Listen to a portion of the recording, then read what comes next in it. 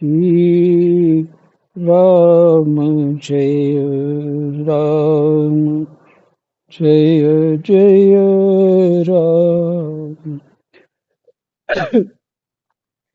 राधे श्याम जय जय राधे श्याम जय जय राधे श्याम। श्री गणेशाय नमः। श्री सीतारामाभ्यां नमः। श्री हनुमते नमः। श्री उमापते नमः। श्री गुरुवे नमः। सब संतन की जय जय। जय जय सीताराम। राधे श्याम।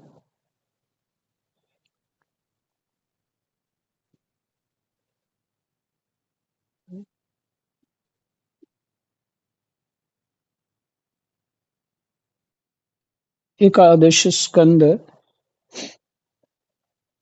18वां अध्याय। भगवान वानप्रस्थ और सन्यास के धर्म का वर्णन कर रहे हैं। उसी प्रसंग में भगवान आगे कह रहे हैं। देखिए,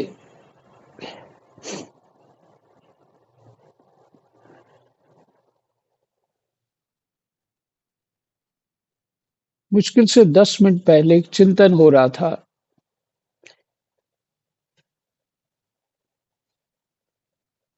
भीतर के ज्ञान की बात जो है, भीतर जो समझ में आ रहा है, अब ये भगवान हमारे कान में भी डाल रहे हैं। अनुभूति में कुछ ना कुछ ज्ञान हो रहा है ना? चाहे संसार में रच रहे हैं, पच रहे हैं, भीतर भी परमात्मा है और बाहर से वांगमय स्वरूप परमात्मा का शब्द रूप कान में भी डाल रहे हैं। और इसमें तो अभी जो सुन रहे हैं, इसमें तो भगवान कृष्ण ही उद्धव जी को उपदेश कर रहे हैं।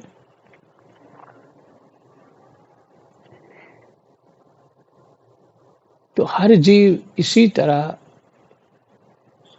सुरक्षित है भगवान से। हर जीव। पर हमें ये समझ नहीं आता है, मछुआरा भी वही है और मछली भी वही है, पानी भी वही है, जाल भी वही है। ये बात समझ नहीं आ रही।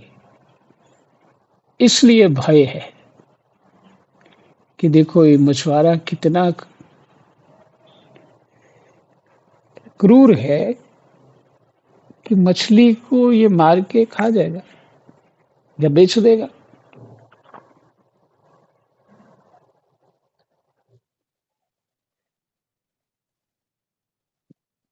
ये तो हमारा,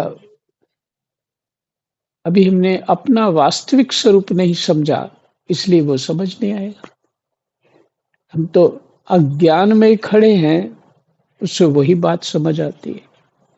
ये न्याय हो रहा है, ये अन्याय हो रहा है, ये मेरा था, ये तेरा है।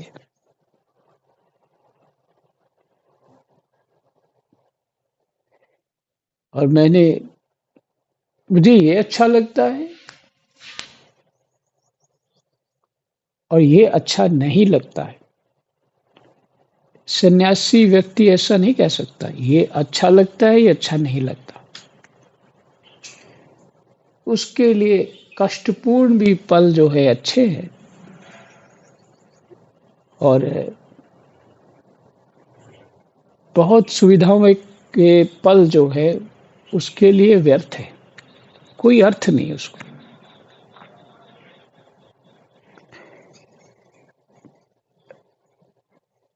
भगवान यही उपदेश कर रहे हैं। इसका अर्थ है कि हम सब ने ध्यान रखना है इस बात का कि भगवान जो उपदेश कर रहे हैं उस लक्ष्य तक पहुंचना है हमें, उस लक्ष्य तक पहुंचना है।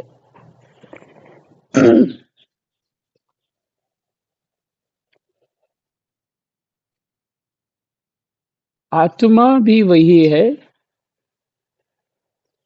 शरीर का जितना प्रकृति का प्रपंच है वही है, अविद्या भी वही है और विद्या भी वही है।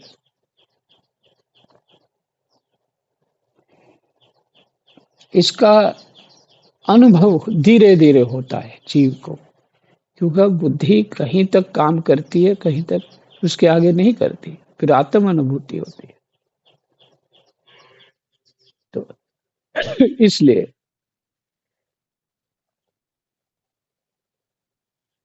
ये, और वास्तव में ये जैसे सन्यास का धर्म या वानप्रस्थ का धर्म जो है, शरणागति यही है। जो इच्छा आपकी वही, वो सब मेरे लिए है, सब ठीक है, जो इच्छा आपकी। तो मैं उसी पानी में रह रहा हूँ, मछली बना हुआ हूँ, उसी पानी में रह रहा हूँ, जाल भी तेरा ही है, तू ही है, और पकड़ने वाला भी तू ही है।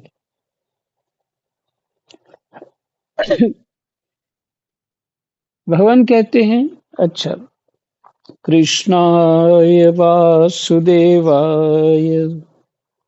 हरये परमात्मने प्रणतः क्लेशनाशाय गोविंदाय नमो नमः। गोविंदाय नमो नमः। प्रिय उद्धव, सन्यासी को किसी दिन यदि समय पर भोजन ना मिले तो उसे दुखी नहीं होना चाहिए, और यदि बराबर मिलता रहे तो हर्षित ना होना चाहिए।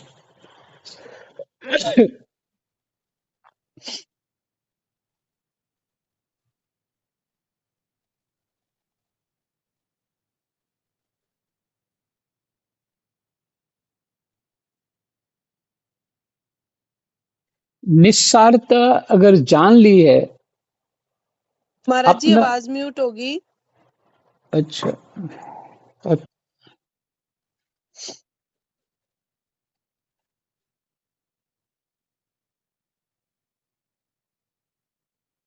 प्रिय उद्धव, सन्यासी को किसी दिन यदि समय पर भोजन ना मिले तो उससे दुखी नहीं होना चाहिए, और यदि बराबर मिलता रहे तो हर्षित ना होना चाहिए।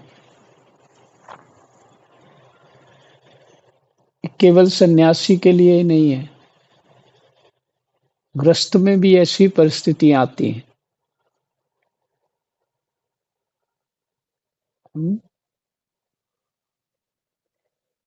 और यदि बराबर मिलता रहे तो हर्षित ना होना चाहिए, उसे चाहिए कि वह धैर्य रखे।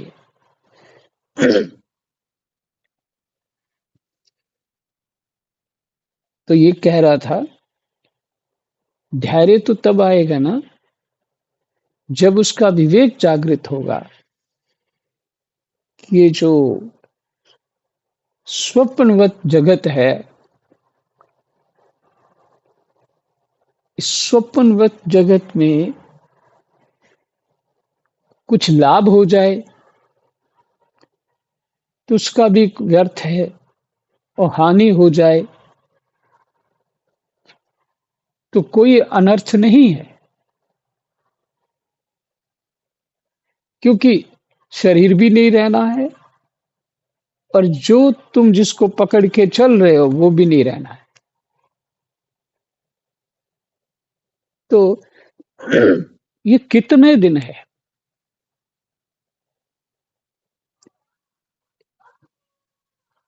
ये एक मिनट बंद कर ली। अब ठीक है। तो ये कितने दिन है? ये विवेक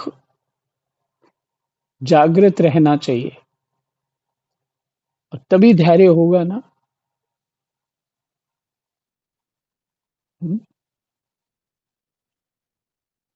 ये संसार कागज की पुड़िया, बूंद पड़े गल जाना है। रहना नहीं, देश वीराना है। कबीरदास जी का।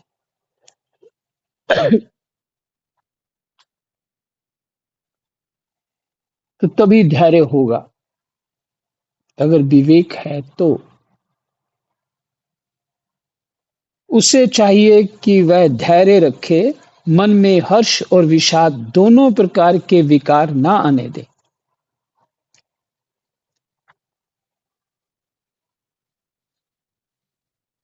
क्योंकि भोजन मिलना और ना मिलना दोनों ही प्रारब्ध के अधीन है। भोजन तो ठीक ही बात है, परंतु जीवन कैसा जीना है ये भी प्रारब्ध के अधीन है। ये तुम्हारे बस की बात नहीं है कि हम ऐसा जी लेंगे वैसा कर लेंगे, ये संभव नहीं।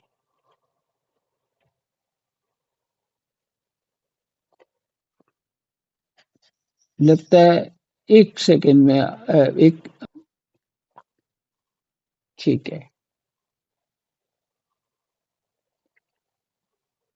प्रारब्ध के अनुसार ही हमको कुछ भी प्राप्त होगा, प्रारब्ध के अनुसार होगा।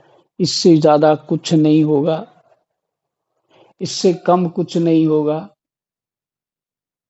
यदि संसार के ही सुखों की इच्छा है तो फिर पुण्य कार्य करो भाई, फिर संसार में रचो पचो। और यदि इस संसार के सुख और दुख को ध्यान ही नहीं दोगे तभी परमात्मा में मन लग सकता है। कुछ इस जीवन में लग जाएगा, कुछ अगले में लग जाएगा, अगर बच गया तो। बच गया माने इस जीवन में भी पूर्ण मन लग सकता है, अगर वही शब्द है योग भ्रष्ट हो गया तो फिर आगे प्राप्त हो जाएगा भजन साधन।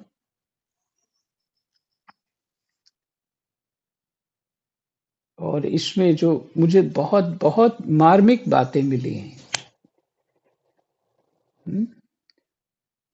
भजन साधन से सन्यासी का जो बोला कि कुछ भी अपना स्वरूप इस तरह से बना के न रखे। भजन साधन करने वाला अपने आप को छुपा के रखे। और वो देखा ऐसे पीछे भी जड़ भरत देखिए, वो कौन सी वैदिक मर्यादाएं पालन कर रहे थे। जिसका चित्त परमात्मा में लग गया, भगवान के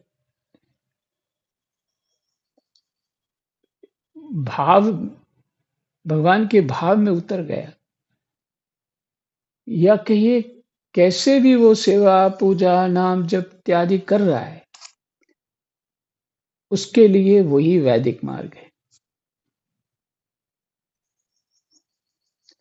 और वैदिक मार्ग इसलिए है क्योंकि भगवान ही कह रहे हैं ना, बिना सिद्धांत के पार नहीं हो सकोगे। कि तुम्हारी जो विद्या की गांठें हैं वो वैदिक मार्ग से ही खुलेंगी।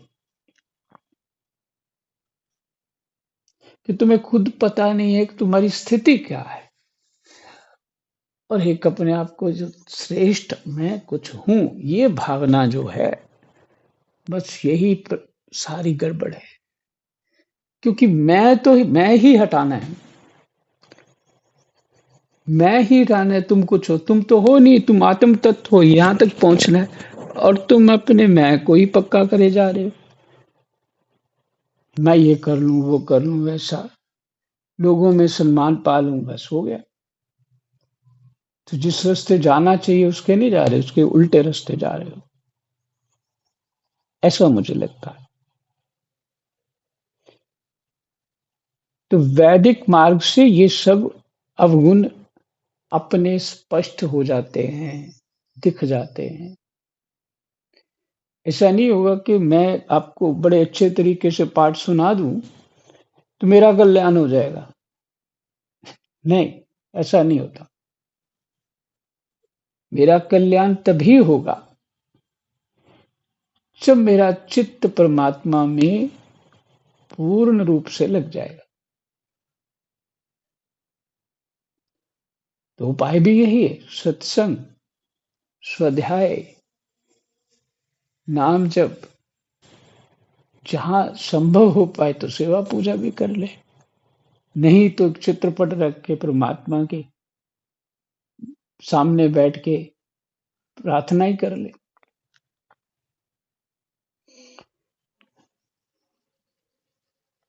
इसलिए किसी भी बहाने से परमात्मा को चित्त में रखना ही रखना है।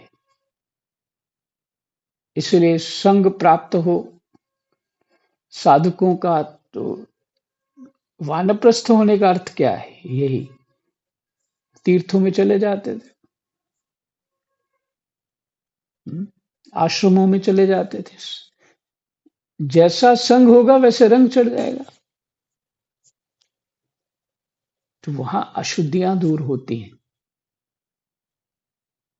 एक से एक अच्छे साधक मिल जाते हैं और बेबुद्धि के वाले भी मिल जाते हैं। तो इन सब से अशुद्धियां दूर होती हैं। गुण और दोष जो होता है फिर अपने आप को ठीक करता है वो।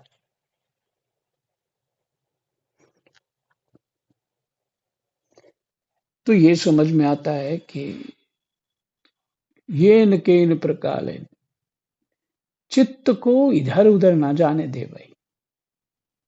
जितना चित्त इधर उधर रखोगे उतना ही अपने जो आनंद है उससे दूर रहोगे। और अध्यास भी अधिक जिसका होगा वही हमारा प्रारब्ध बन जाएगा।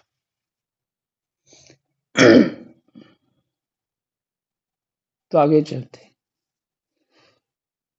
क्योंकि भोजन मिलना और ना मिलना दोनों ही प्रारब्ध के अधीन है। भिक्षा अवश्य मांगनी चाहिए, ऐसा करना उचित ही है, क्योंकि भिक्षा से ही प्राणों की रक्षा होती है। प्राण रहने से ही तत्व का विचार होता है और तत्व विचार से तत्व ज्ञान होकर मुक्ति मिलती है। प्राण रहने से ही तत्व का विचार होता है और तत्व विचार से ही तत्व ज्ञान होकर मुक्ति मिलती है। और विचार लगा दें इधर उधर तो वही चित्त का निरोध नहीं हो पा रहा है।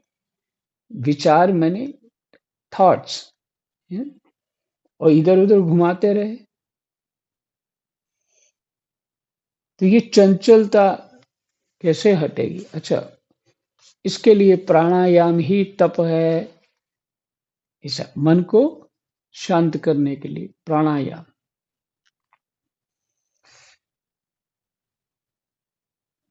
विचार से रुकते हैं। सन्यासी को प्रारब्ध के अनुसार अच्छी या बुरी जैसी भी भिक्षा मिल जाए उसी से पेट भर ले। वस्त्र और बिछोने भी जैसे मिल जाएं उन्हीं से काम चला ले। उनमें अच्छेपन या बुरेपन की कल्पना ना करे। वस्त्र और बिछोने भी जैसे मिल जाएं उन्हीं से काम चला ले। उनमें अच्छेपन या बुरेपन की कल्पना ना करे। जैसे मैं परमेश्वर होने पर भी अपनी लीला से ही शौच आदि शास्त्रोक्त नियमों का पालन करता हूँ। भगवान कह रहे हैं शौच आदि यम नियम ही शौच आदि में आ जाते हैं मेरी दृष्टि से, क्योंकि अंतःकरण को भी तो शुद्ध करना है, यही शौच है।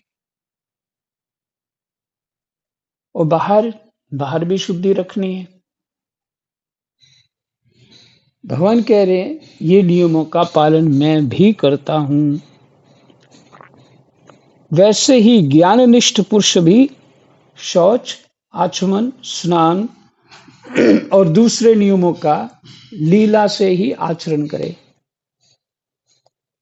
वह शास्त्र विधि के अधीन होकर विधि किंकर होकर ना करे।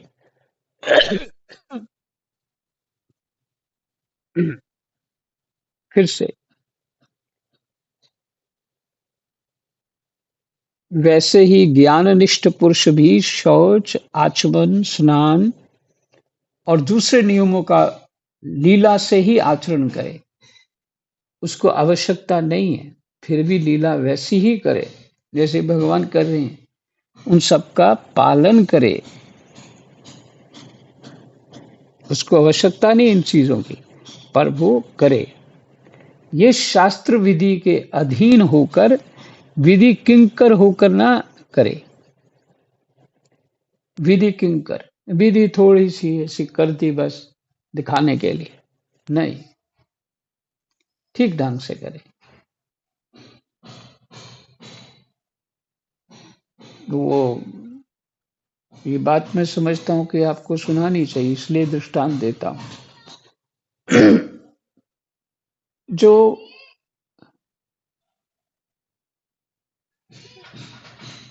करपात्री जी महाराज जी थे, अब तो उनका शरीर नहीं है। शंकराचार्य जी बता रहे थे कि जब वो सूर्य को जल देते थे, जैसे लगता था कि बिल्कुल सामने खड़े हैं सूर्य, इतने भाव से देते थे वो जल। तर्पण इत्यादि करते तो इतने भाव से करते। अच्छा, उन महापुरुष का ज्ञान भी अद्भुत था, इसलिए उनको धर्म सम्राट करपात्री जी महाराज कहते हैं। लेकिन वो विधियों का त्याग नहीं करते थे। अच्छा, विधियां तो सहयोगी हैं, त्याग क्यों करें? आलसी त्याग कर देंगे, अब तो ज्ञान हो गया। लेकिन भगवान को ज्ञान नहीं है क्या? बड़े बड़े महापुरुषों को ज्ञान नहीं है क्या? वो करते हैं विधि, करना चाहिए।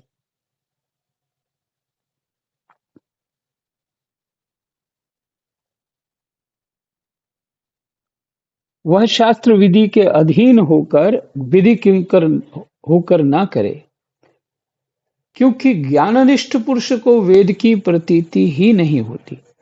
राम राम, वेद की नहीं, भेद की। ज्ञाननिष्ठ पुरुष को भेद की प्रतीति नहीं होती। उसको सब कुछ मैं ही हूं, यही लगता है।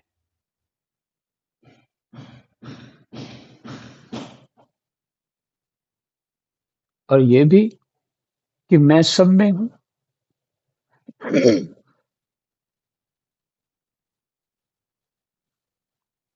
जो पहले थी वह भी मुझ सर्वात्मा के साक्षात्कार से नष्ट हो गई। भेद की प्रतीति वो भी भगवान के साक्षात्कार से नष्ट हो गई। यदि कभी कभी मरण पर्यंत बाधित वेद की प्रतीति, यदि कभी कभी मरण पर्यंत, मरने पर बाधित भेद की प्रतीति भी होती है,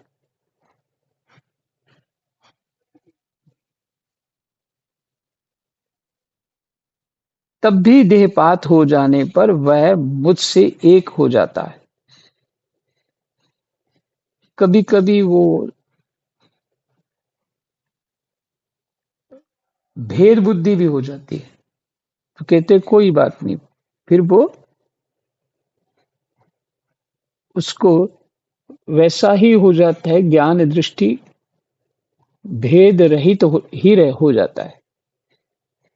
बस भेद होना ही सबसे बड़ी समस्या है, यहाँ से ही अविद्या चालू हो जाती है।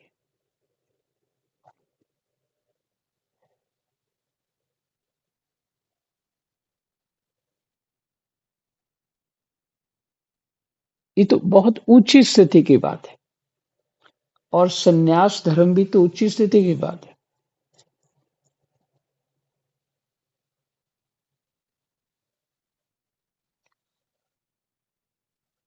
हम उतना नहीं कर पाए, पर इनको पढ़ते रहें, समझते रहें और थोड़ा-थोड़ा प्रयास करते ही रहें।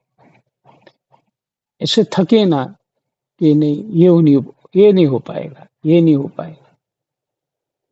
जब जन्म लिया था तब बच्चा चलता है तो कोई सोचता है कि ये चल पाएगा? जो स्थिति होती है उसकी, वो चलता भी है, दौड़ता भी है और बाद में दूसरों को उठा के ले भी चलता है, दूसरों को भी उठा लेता है। तो करते रहने से जो अभ्यास है वो हमें सहयोगी बन जाता है।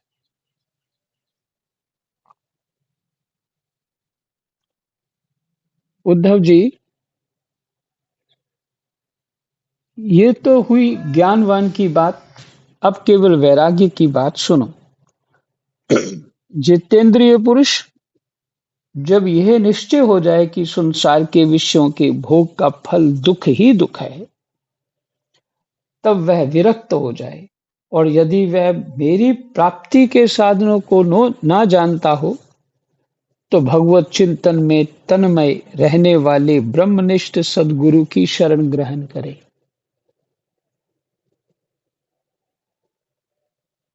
यदि वह मेरी प्राप्ति के साधनों को ना जानता हो, तो भगवत चिंतन में तन्मय रहने वाले ब्रह्मनिष्ठ सद्गुरु की शरण ग्रहण करे। वह गुरु की दृढ़ भक्ति करे, श्रद्धा रखे और उनमें दोष कभी ना निकाले। जब तक ब्रह्म का ज्ञान हो, तब तक बड़े आदर से मुझे ही गुरु के रूप में समझता हुआ उनकी सेवा करे। किंतु जिसने 5 इंद्रियां और मन, इन छहों पर विजय नहीं प्राप्त की है, जिसके इंद्रिय रूपी घोड़े और बुद्धि रूपी सारथी बिगड़े हुए हैं, और जिसके हृदय में ना ज्ञान है और ना तो वैराग्य, वह यदि त्रिदंडी सन्यासी का वेश धारण कर पेट पालता है, तो वह सन्यास धर्म का सत्यानाश ही कर रहा है। इसमें लिखे, हम लोग बोलते हैं सत्यानाश, इसमें लिखा है सत्तानाश। हो सकता है सत्तानाश ही ठीक हो। फिर से,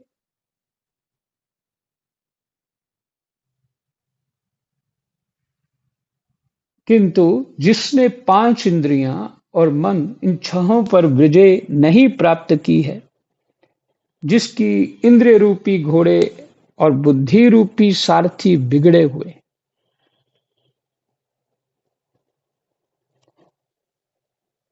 इसी इसलिए जो वैदिक विधि जो है, उसका पालन इसीलिए कि इंद्रिय रूपी घोड़े धीरे धीरे अपनी लाइन पे आ जाते हैं और बुद्धि भी सुधर जाती है।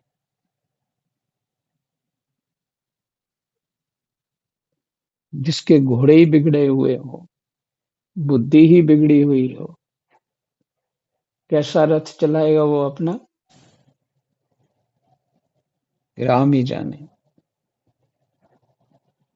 जिसके हृदय में ना ज्ञान है और ना तो वैराग्य। ये एक उपलब्धि है, ज्ञान होना और वैराग्य होना।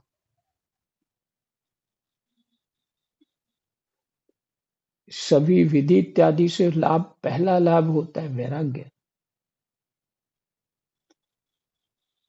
विवेक होगा तभी वैराग्य होगा ना। विवेक ही नहीं होगा तो वैराग्य कहां से आ जाए।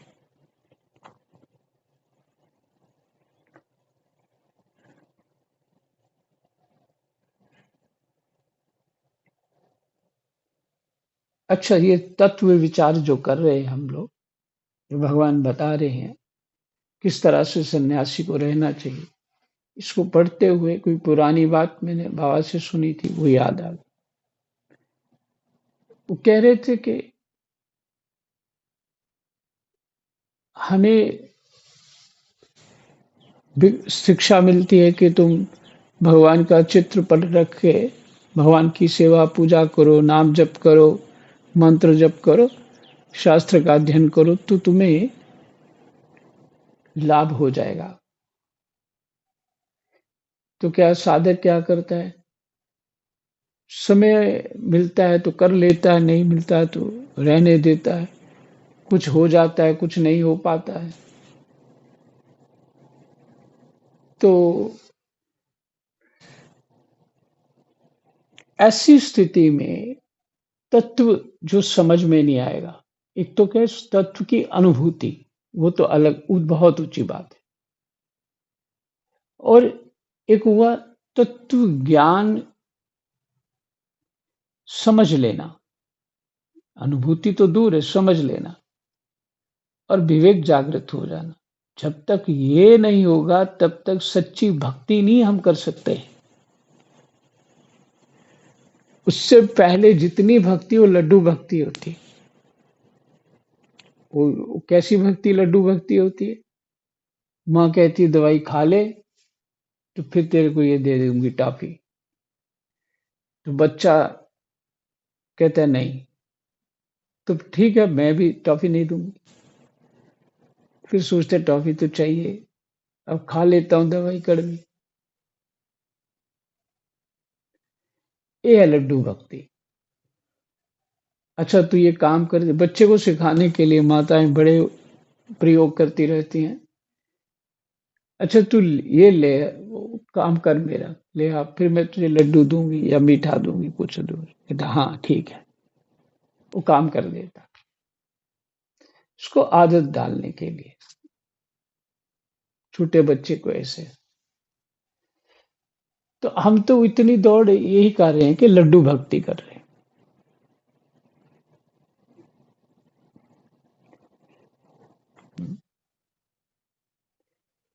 रजोगुण के कारण चित्त लगता नहीं। तामसिक वृत्तियां जो हैं, शरीर तो तमोगुण का ही स्वरूप है, क्योंकि इंद्रियां तमोगुण से है। और उसकी अनुभूतियों को ही सब कुछ मान बैठे हैं।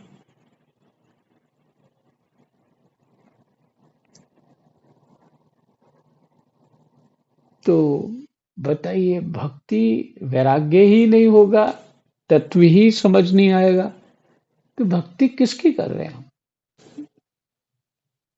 यही भाव कि भगवान ऐसे हैं, वैकुंठ चले जाएंगे तो सुख ही सुख होगा, ऐसी बातें सुन लेते हैं। ये लोलुपपना है, वैकुंठ में सुख होगा। क्योंकि तुमने तो सुख अपने शरीर को ही सुख मान रखा है ना। तो शरीर लेके वैकुंठ जाओगे क्या, ये संभव है। वहां तो मन बुद्धि चित्त अहंकार पे नहीं जा सकता। तो भगवान अपनी अनुभूति ब्रह्म रूप होकर के ही जीव रहता है वहां, और भेद बुद्धि भी नहीं होती, क्योंकि वहां भगवान के समान है सभी। भक्ति मात्र जो है उसके लिए उन्होंने केवल वो दिव्य शरीर धारण किया होता है।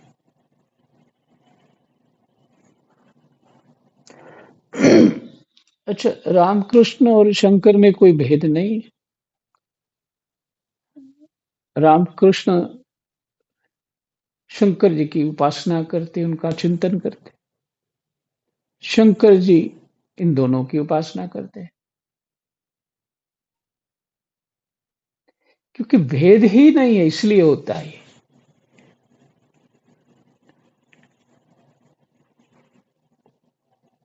वो कोई लेन देन थोड़ी कर रहे हैं, भेद ही नहीं, वो अपना ही चिंतन कर रहे हैं।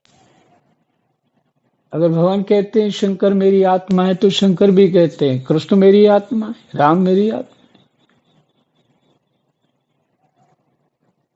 तो अब ये ऐसा तत्व समझ में आएगा तो भक्ति दृढ़ हो पाएगी, भक्ति की समझ में आएगी। तो सच्ची भक्ति तभी चालू होती है, उससे पहले लड्डू भक्ति चालू रहती है, वो ठीक ही है, क्योंकि लड्डू खा गई, कम से कम भक्ति कर लो, जिसे सकाम भक्ति कहते हैं। भगवान कहते हैं मेरे ही भक्त हैं ये 4 प्रकार के, आर्त, जिज्ञासु, अर्थार्थी, एक और रह गया। तो ये 4 ज्ञानी महाराज जी, ज्ञानी ज्ञानी ज्ञानी, चौथा ज्ञानी ज्ञानी। हाँ जी, हाँ ज्ञानी उच्च स्तर का है वो ज्ञानी। तो 4 प्रकार के भक्त हैं। अब भक्ति में हमें जिज्ञासु और श्रेष्ठ ज्ञानी से होना चाहिए, ऐसा भक्त होना चाहिए। तो अभी हमें आर्त अपने दुख दूर करने के लिए और अर्थात धन प्राप्त करने के लिए, मैंने कामना युक्त भक्ति, लड्डू भक्ति।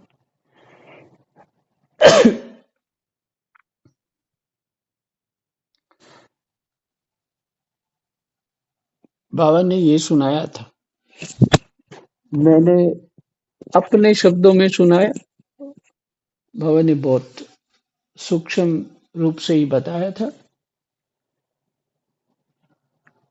ज्यादा विस्तार नहीं किया था।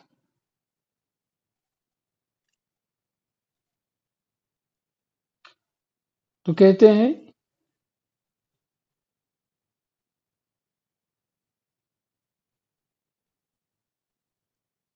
तो जो पेट ही पालता है वो सन्यास धर्म का सत्यानाश ही कर रहा है, और अपने पूज्य देवताओं को, अपने आप को और अपने हृदय में स्थित मुझ को ठगने की चेष्टा करता है। अपने आप को ही ठग रहा है, सीधी बात है, भगवान को क्या कोई ठगेगा। अभी उस वेश मात्र के सन्यासी की वासनाएं क्षीण नहीं हुई हैं, इसलिए वह इस लोक और परलोक दोनों से हाथ धो बैठता है। सन्यासी का मुख्य धर्म है शांति और अहिंसा, वानप्रस्थी का मुख्य धर्म है तपस्या और भगवत भाव, गृहस्थ का मुख्य धर्म है प्राणियों की रक्षा। जिस शाम को पाठ करेंगे, पाठ अच्छा है, इसको विस्तार करना चाहिए। थोड़े ही श्लोक हैं, सोच रहा था पूरा कर दूं, नहीं, समय भी काफी हो गया, इसलिए यही विश्राम कर देते। कृष्णाय वासुदेवाय हरे परमात्मने प्रणतः क्लेशनाशाय गोविंदाय नमो नमः। जय जय।